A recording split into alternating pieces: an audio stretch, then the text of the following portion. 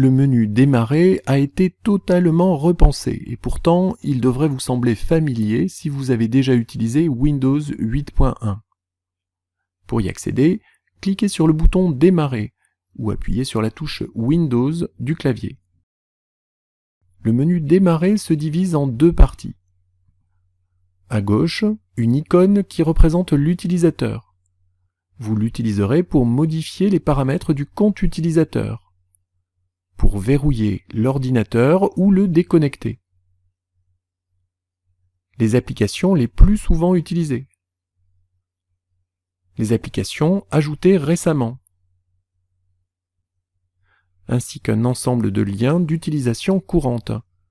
L'explorateur de fichiers, les paramètres de l'ordinateur, l'arrêt et le redémarrage de l'ordinateur, et l'accès à toutes les applications classées par ordre alphabétique. Cette partie du menu doit rappeler de bons souvenirs à tous les nostalgiques de Windows 7. À droite, les vignettes des applications modernes classées par groupe. C'est grossièrement l'équivalent de l'écran d'accueil de Windows 8.1.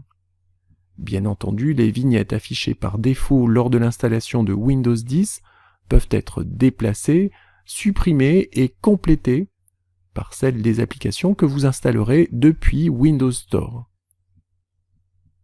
Le menu Démarrer de Windows 10 ressemble à ce qui a fait la force des deux précédents systèmes.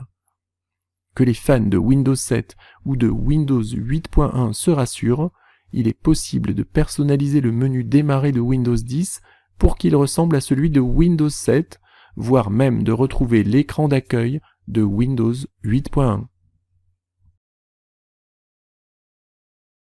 Si vous avez fait une mise à niveau vers Windows 10 depuis Windows 7, vous devez accorder une attention particulière à la façon dont vous vous identifiez au démarrage de l'ordinateur. Depuis la sortie de Windows 8, Microsoft encourage les utilisateurs à se connecter en utilisant un compte Microsoft et non un compte local. Certaines fonctionnalités de Windows 8 et de Windows 10 nécessitent un accès au cloud de Microsoft. Pour profiter de ces fonctionnalités, vous devez vous connecter à Windows en utilisant un compte Microsoft. En particulier, l'accès à OneDrive et au Windows Store n'est possible qu'aux utilisateurs connectés avec un compte Microsoft. D'autre part, pour pouvoir répercuter automatiquement les modifications effectuées dans l'interface de Windows sur tous vos appareils, la seule alternative est l'utilisation d'un compte Microsoft. Ces modifications vont de l'allure et du contenu du menu Démarrer jusqu'aux applications installées via le Windows Store, en passant par les paramètres de Windows et des applications installées, et aussi les données manipulées par ces applications si elles ont été stockées dans OneDrive. Enfin, en utilisant un compte Microsoft, vous pouvez le restaurer en ligne. Certains d'entre vous sont peut-être soucieux de leur intimité sur Internet.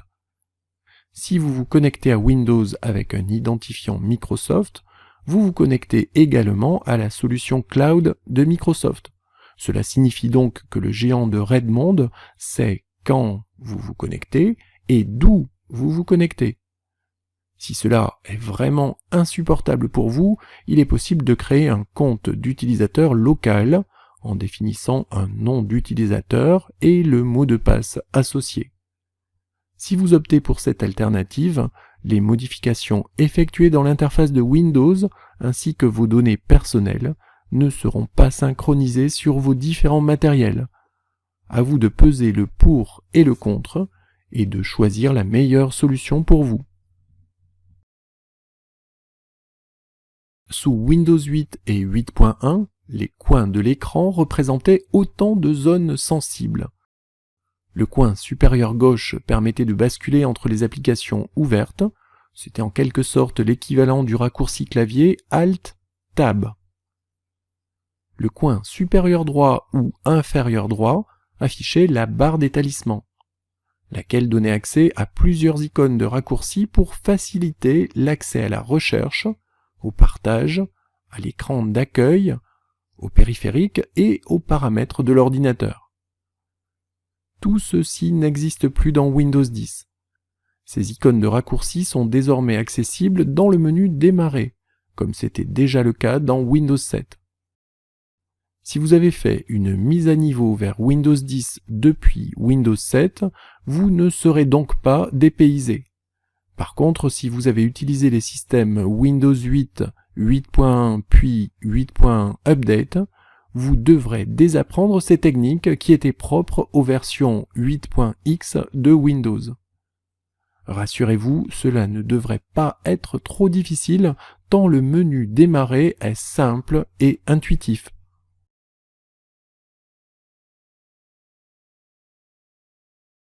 Sous Windows 10, l'amélioration la plus importante du point de vue de la sécurité est la gestion de données biométriques en vue de l'authentification des utilisateurs. Voici quelques-unes des possibilités offertes par Windows 10. Windows Hello est le nom du système d'authentification biométrique de Windows 10. Il peut se baser sur la reconnaissance du visage, de l'iris ou des empreintes digitales des utilisateurs. Lorsque l'un des périphériques correspondant à ce type d'authentification est installé, il est utilisé à chaque session pour déverrouiller les appareils. Cette technique est bien plus sûre que l'utilisation de traditionnels mots de passe. Microsoft Passport est la couche logicielle qui assure l'interfaçage avec les périphériques d'authentification. Elle est également responsable du démarrage sécurisé UEFI, afin de s'assurer que le démarrage de l'ordinateur s'effectue sur un système digne de confiance. Trusted Boot sécurise le démarrage du système. Kernel, système de fichiers, pilote de périphérique et anti-malware.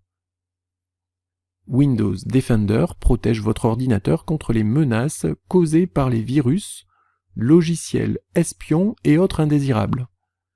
Il s'exécute en tâche de fond et analyse toutes vos actions. Si un virus ou un logiciel espion est détecté, vous en êtes immédiatement informé et vous pouvez choisir de l'éradiquer ou de le mettre en quarantaine. Windows Smart Screen est là pour prêter main forte à Windows Defender. Il aide à préserver la sécurité de l'ordinateur en émettant un avertissement, voire même en supprimant les applications non reconnues téléchargées sur Internet. Et enfin, BitLocker se charge de l'encryptage des données sur les périphériques de stockage, disques durs, clés USB et cartes mémoire, afin d'assurer l'intégrité des données qui y sont stockées.